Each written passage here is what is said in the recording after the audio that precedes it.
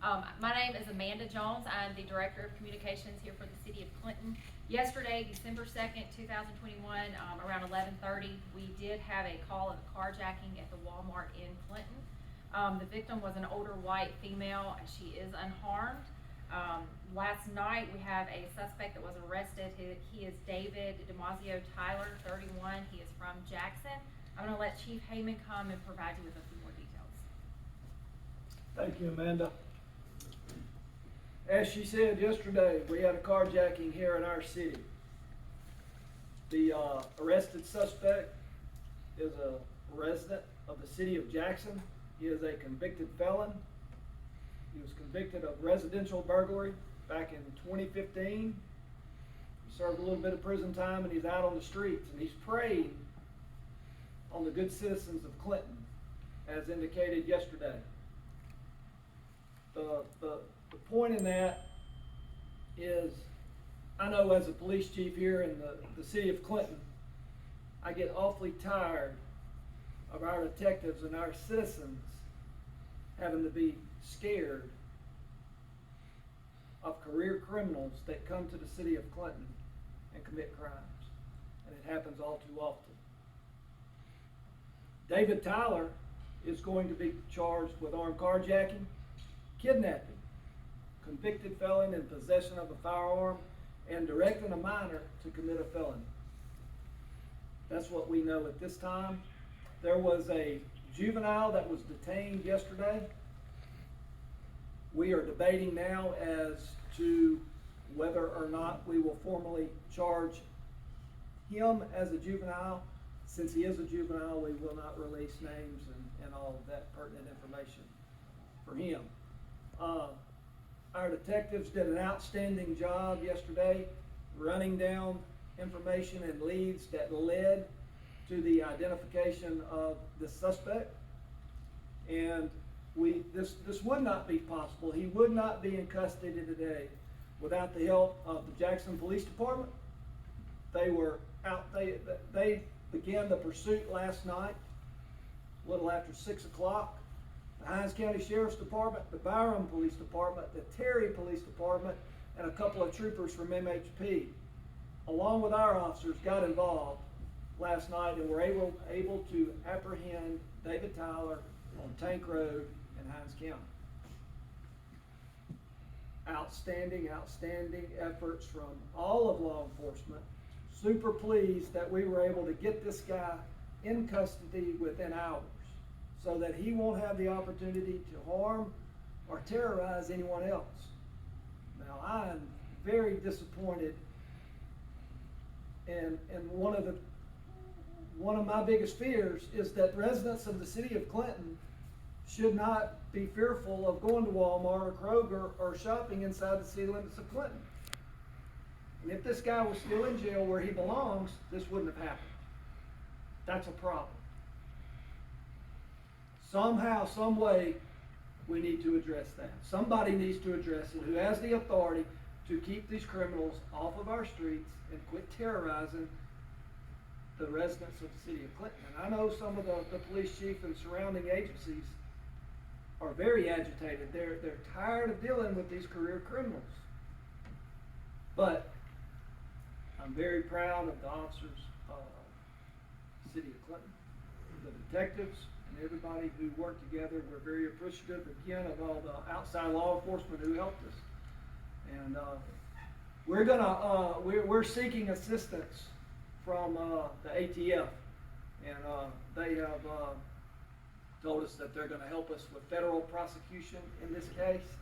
And David Tyler's going to go back to jail, and he's going to stay in jail. That's where he belongs. At this moment, Mayor Fisher, I'd like to bring him up. I think he has a few words. Thank y'all. I too would like to thank all of the police agencies that were involved in this, our chief, Amanda, for gathering this, and I appreciate all of you being here. This is a terrible example of a morally bankrupt person. What kind of man takes his nephew, not one nephew, two nephews, both juveniles, one nephew under 18, another nephew under the age of 5, and goes on a carjacking spree? How can you sleep with yourself when you do that? What a disgrace. And to think, I mean, what is he training this third juvenile, and then the second juvenile to be career criminals later, like he is, to follow his path? What kind of person is that? This lady that was carjacked, she was 80 years old. What kind of coward does something like that? And this is the type of thing, you hate to get on and make these statements and use these words, but no more. People have got to stand up. And so today I am not asking, and I'm not requesting, I am demanding the Hinds County judges start giving serious sentences and not letting these folks walk, not giving them the opportunity to get out, but to do your job. You can't expect the good citizens of a community, the police department of a community, to do their job, to do their part, and then it fails where the judges are. If the DA's involved, get involved and stop this. Stop this. Make our county a better place. Make our cities a better place. Don't force us to look for other opportunities to send these criminals to different counties where they will get prosecuted and sent away because Hinds County judges are too lazy or too lenient to care whether or not citizens or criminals are put away where they should be. Now look, I'm an advocate. If you're innocent and you're accused, I want the press to go to put just as much effort exonerating you as they did printing the accusal. But if you're guilty, max fine, max sentence. Because citizens have a right to walk safely anywhere they are. And when you're out randomly hurting people, when you come with the intent to do that, and you hoodwink a juvenile, and then you bring another juvenile under 5 years old, I just can't imagine the mind that does something like that. So we as the press, citizens, we need to get on the judges hard. And I would challenge the press here today to have their independent reporters to go and to do an expose on the judges in this county, to point out what they're doing and not doing, and to stand up for the citizens and to stand up for our police officers. Any questions that you have? Sir, have you had any contact with any judges in Hinds County about wanting more sentencing for these people committing crimes? For years, since I started in office. And we have discussed this until you just blew in the face. Yes, ma'am. Mayor, it's clear that the judges are comfortable doing what they're doing. Can you say anything to the people who appoint and elect when it comes to these judges? Because the judges have heard the complaints for, as you said, many years. What can you say to the people that put them there? You know, you elect them, so you get what you elect. And that is the fault of the electorate, frankly. I mean, if you keep electing someone to office and you know what they're doing, then you know what they're going to continue to do. I have gone as far as to write a letter of complaint on one particular judge, send it to the Judge Review Committee, and basically they didn't do anything. They just said that judge is operating within their parameters of what they can do. No letter of hey, you got a complaint, you need to tighten up or anything else. I don't know what the Judges Review for the state is all about. If it pays, I'd like to be appointed to it because apparently they don't do anything. And I'm calling them out on that. I'm tired of that. But at the end of the day, we just don't deserve this. Yes, sir. Is the defendant a suspect in any other crimes? Chief? Not to our knowledge at this moment. Like I say, this investigation, we are confident that we have our guy from yesterday. We know that, and the investigation will continue. We're wrapping up a few things, but at this moment, we don't think he's a suspect in anything else in the city of Clinton. When you're talking to the parents, did you talk to the parents about these particular two? I don't know if they were two separate, not brothers or cousins, whatever, but about the parent of what is this child? I mean, I did not speak with the parent. Our detectives did. They worked with the parents. I know they really bothered you when you saw that a real young person riding with someone carjacked. I mean, what else can I say that the mayor didn't say? It's senseless. It doesn't. My mind can't comprehend that. Did it bother the parents? I think it did. Was anyone hurt from the beginning to end as far as this pursuit, and was there any damage from this pursuit at all? There was some damage to the vehicle, and the suspect did fire shots at the police officers pursuing him. Nobody was harmed. Fortunately, thank goodness. Is he going? Any more details about the two juveniles that are with the suspect that were in the vehicle during the chase? How old was I believe the mayor said less than 5, the youngest? Less than 5, yeah. Less than, one was under the 18 and one was under 5. So I'll be a little more specific with you, 15 and 3. Does it make any sense to you? So this was a new vehicle too, right? From Sorry? Watkins Auto Sales? Was it Watkins Auto Sales? The person, I guess apparently just got this car, looked like a new vehicle, the Denali, whatever it was, that he was driving, Yukon or something. I'm not gonna elaborate on that. And so did he have those children with him the entire time from the robbery until the end of the pursuit, or were they involved later on? They were with him in another vehicle at Walmart, looking for an opportunity. When the opportunity presented itself, they left in the carjacked vehicle and the vehicle they came So in And layman's was terms, he the- took them carjacking. in. Absolutely. I don't know of any other way to describe it. Are you going to charge him with aggravated assault on a law enforcement officer? It's my understanding that the Jackson Police Department is going to. Okay. That was our understanding from last night. I guess that's a question for them, but I believe so. Was Chief child Hammond, endangerment? was the 80-year-old woman alone when she was carjacked? She was, and fortunately, outside of being terrified and shaken up really bad, she wasn't harmed. And we're grateful for that, really are. Chief, can you comment on the fact that when this stuff is coming into your city, it's endangering your officers as well? Not just physically, but also the way it seems like there's been some, what's a good way to put it? In the DA's office, and there have been some prosecutions of officers in situations that had already been cleared. Do you worry about your guys when you've got people coming in from Jackson, shooting at them, running, that kind of thing? Sure I do. Absolutely. It's very, very seldom do we make felony arrests in Clinton that the subjects are not armed. Matter of fact, it's almost all the time.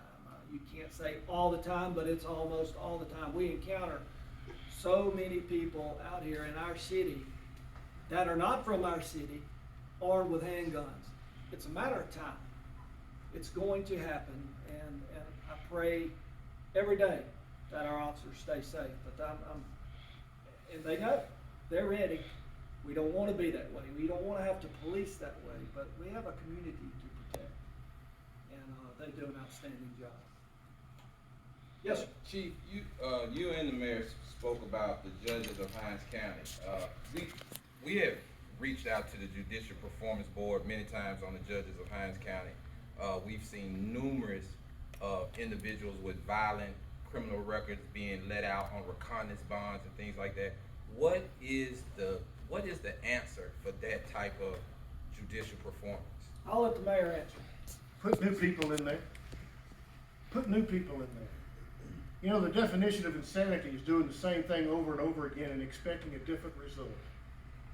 You keep voting these folks in. At the end of the day, it's the electorate's responsibility. And if you put them in office, then you must be approving of their performance. But if you put them in office and then you hide in your house because you're afraid, it's a real conflict of statements and a failure of opportunity to make the changes that need to be made. So put new people in there. But look, you've got this multi-felon ruining the life of an 80-year-old woman, bringing his 2 nephews to get them involved, I guess to get them started in crime, stealing the car and firing at officers, some of them, which, not all of them, are sitting behind you right now, multiple agencies being fired at. the judges, look, you don't think I'm not gonna watch this case? You don't think I'm not gonna be waiting for them to go in front of these judges? This is too far, this is too much. You started harassing a woman of that age and two juveniles. Listen, this is another one of those we're gonna follow, and we're gonna follow closely. And these judges had better, if they're guilty, had better do the right thing by the citizens, because we'll be there. We'll be there. You're not gonna come in this town and harass anybody. Think how scared that woman must have been. How scared would you have been? Now add the number to get to the age 80. What has she done to deserve that? What has she done to deserve that? No, it's inexcusable. It's an example of morally bankrupt people, and I think those types of folks need to be sent where they need to go. I know you mentioned charges for the 15-year-old possibly. What is his involvement that would lead to possible charges that we know so far? One of the charges that David Tyler will face is directing a minor to commit a felony. That 15-year-old was there. Our job now is to decide and to figure out and to investigate his actual involvement, the intent. Did he know what was going on? Was he a willing party to what was going on? Or was he merely a juvenile put in a horrible situation? That's what we're trying to figure out. I don't want to arrest anybody who's not directly involved or did not have the intent to do something. That's not why we're here. We're here to keep our city safe, and absolutely David Tyler is in custody and is going to remain that way. Our job is to find out the actual intent and how much involvement willingly did this 15-year-old provide daily. That's where we are. We're still on that. And if we decide or we find out that he was an active participant, we'll send him to juvenile court and face the maximum amount of charges he can face. If he's merely under the direction of an adult and at the wrong place at the wrong time, not knowing what's going on, then we'll use him as a cooperating witness. Chief, So- without going too much into like what y'all can't say, but can you talk about how you go about ascertaining that? Like, is it talking to witnesses? What's the process there for people that maybe don't know how you would figure out what that kid was thinking? Well, that's the job of detectives when they get doing interviews, witnesses, suspect, and that sort of thing. But looking at that, I know either way it goes, child endangerment, I know that's, endangerment lives of people who are driving, that he's about to wreck out with. And also, the lady, he's a vulnerable adult. I know he can get about 1,000 years for that, I know, but just talking about that, like you said, he shouldn't have never been out of jail. Yeah, and that's funny you say he could get 1,000 years for that. It's just one thing. And what does it matter if you sentence somebody to 1,000 years and suspend that sentence? You hadn't done any good, have you? And that's what happened. At the end of the day, this man felt comfortable enough to come to the city of Clinton and terrorize one of our residents, and that is unacceptable. That's what keeps me awake at night. How do we protect this city? And really and truly, I'm concerned about this city. There are police chiefs all over the metro area that are concerned about their city. I'm worried about this one, and we're going to do everything we can. Again, I cannot commend our detectives, our officers, and all of these law enforcement agencies that came together last night for a common goal. And David Tyler being in jail is going to make everybody in the metro safer. He proved that yesterday.